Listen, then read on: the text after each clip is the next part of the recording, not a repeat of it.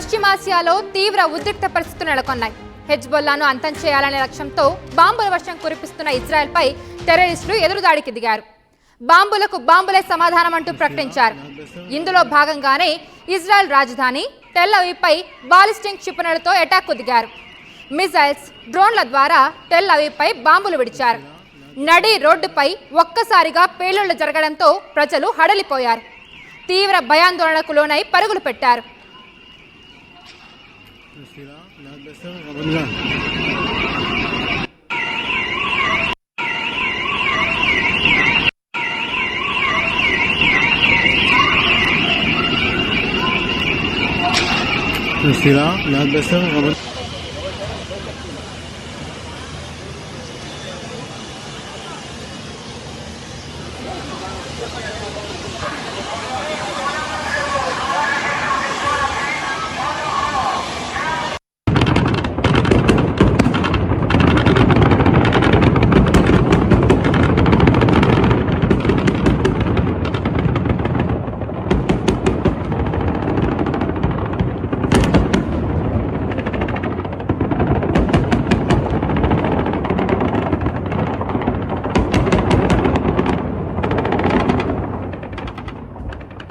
Hezbollah అటాక్తో Tel Aviv రక్తమోడింది.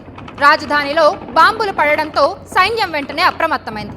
క్షతగాత్రులను ఆసుపత్రులకు తరలించగా ఈ ఘటనలో పదుల సంఖ్యలో జనం మరణించినట్లు అధికారులు భావిస్తున్నారు. తమ రాజధానిపై దాడి చేసిన హెజ్బొల్లాను వదిలేది లేదంటూ ఇజ్రాయెల్ ప్రకటించింది. ఇటు కొద్ది రోజుల క్రితం ఇజ్రాయెల్ అధ్యక్షుడు నేతన్యాహు ఇంటిపై కూడా బాంబు దాడి జరిగింది.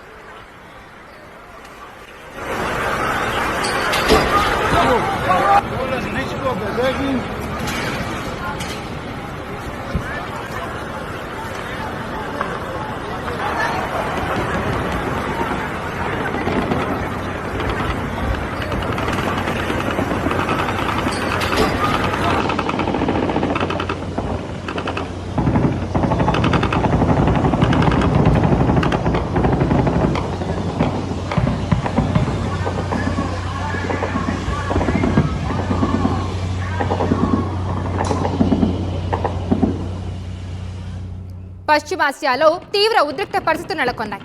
హెజ్బొల్లాను అంతం చేయాలనే లక్ష్యంతో బాంబుల వర్షం కురిపిస్తున్న ఇజ్రాయెల్పై టెర్రరిస్టులు ఎదురుదాడికి దిగారు.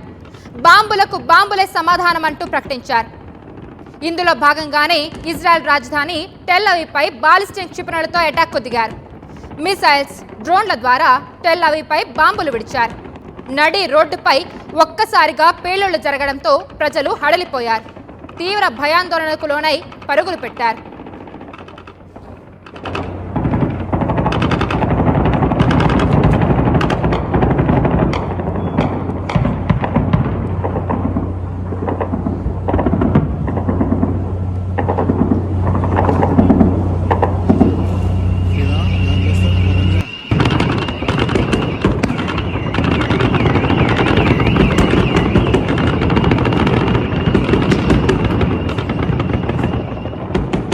హెజ్బొల్లా అటాక్తో టెల్ అవీవ్ రక్తమోడింది.